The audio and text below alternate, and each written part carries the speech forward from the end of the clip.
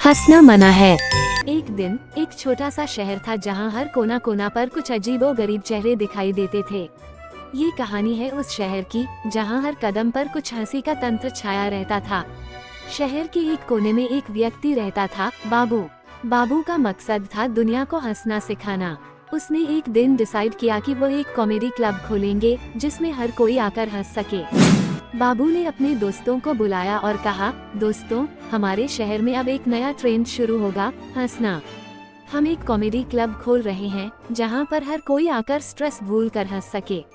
Comedy club का नाम रखा हंसना मना है। पहले दिन ही शहर के लोगों ने देखा बाबू अपने स्टैंड अप कॉमेडी के जादू से सबको हंसा रहा था। उसकी हवा में इतना दम था कि लोग हंस हंस कर पेट पकड़कर रो रहे थे। एक दिन एक औरत ने बाबू से कहा, तुम्हारे जोक्स इतने फनी हैं कि मुझे लगता है मैं अब दुनिया के सबसे खुश इंसान हूँ। बाबू ने मुस्कुराकर कहा, यही तो मेरा मकसद है, दुनिया को खुशियाँ बांटना। फिर एक दिन कुछ एलियंस आए शहर में। हाँ, एलियंस। वो देखते ही देखते बाबू के कॉमेडी क्लब में पहुँच गए। बाबू थोड़ा हैरान था, लेकिन फिर उसने सोचा कि इनको भी हंसना चाहिए। बाबू ने एलियंस को अपने जोक्स सुनाए और एलियंस तो हंस हंस कर बहक गए। उन्होंने बाबू से कहा, तुम्हारा शहर सच में कमाल का है, हमें यहाँ बहुत मजा आया। एलियंस ने बाबू को एक स्पेशल गिफ्ट दिया, एक हंसी की पिल। बाबू सोचने लगा, यह क्या चीज है, लेकिन एलियंस ने कहा, जब भी लोग दुखी होंगे इन्हें ये पिल दे दो, सब ठीक हो जाएगा। बाबू ने सोचा, आखिर एलियंस भी कॉमेडी के फैंस हैं। दिन गुजर गए और हंसना मना है शहर का फेमस स्पॉट बन गया। लोगों ने बाबू को शहर का हंसी राजा कहना शुरू किया। एक दिन एक बिजनेस टाइकून ने बाबू को अप्रोच किया और कहा, बाबू भाई, मेरे एम्प्लॉइज थक गए हैं, कुछ करो उन्हें हंसाने के लिए। बाबू ने सोचा, आखिर बिजनेस वर्ल्ड में भी हंसी का कमाल। बाबू ने एक कॉर्पोरेट कॉमेडी शो ऑर्गेनाइज किया। उसने जोक्स बनाए जिनमें कॉर्पोरेट वर्ल्ड के छोटे मोटे घटनाएं शामिल थीं।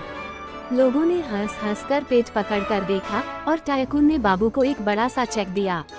बाबू ने सोचा, क्यों ना ये पैसा चैरिटी में डोनेट किया जाए, और उसने डिसाइड किया कि हंसना मना है अब चैरिटी कॉमेडी क्लब बनेगा।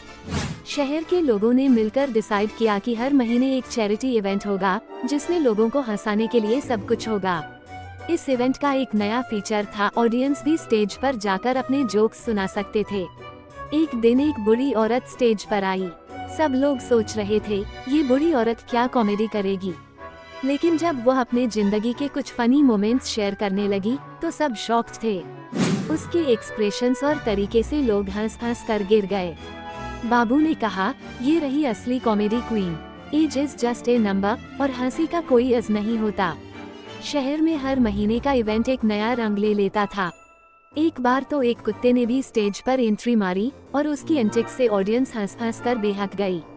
लोग सोच रहे थे, अब ये कुत्ता भी कॉमेडियन बन गया है। एक दिन एक वैज्ञानिक आया जिसे कॉमेडी समझना मुश्किल लगता था।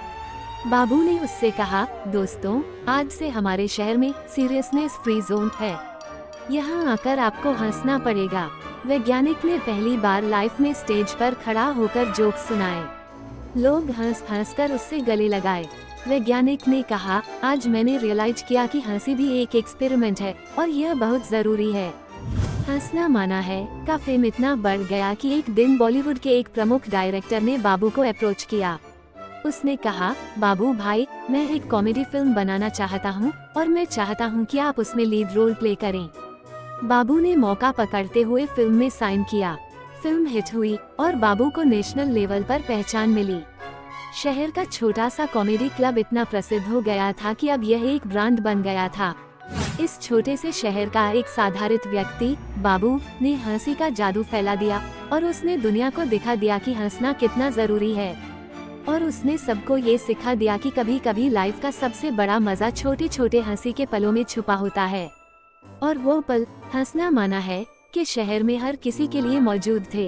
उम्मीद है कि आपको ये कहानी पसंद आई होगी। कृपया हमारे चैनल को सब्सक्राइब करें और सभी अपडेट्स के लिए बेल आइकॉन जरूर क्लिक करें। मिलते हैं अगली दिलचस्प कहानी के साथ।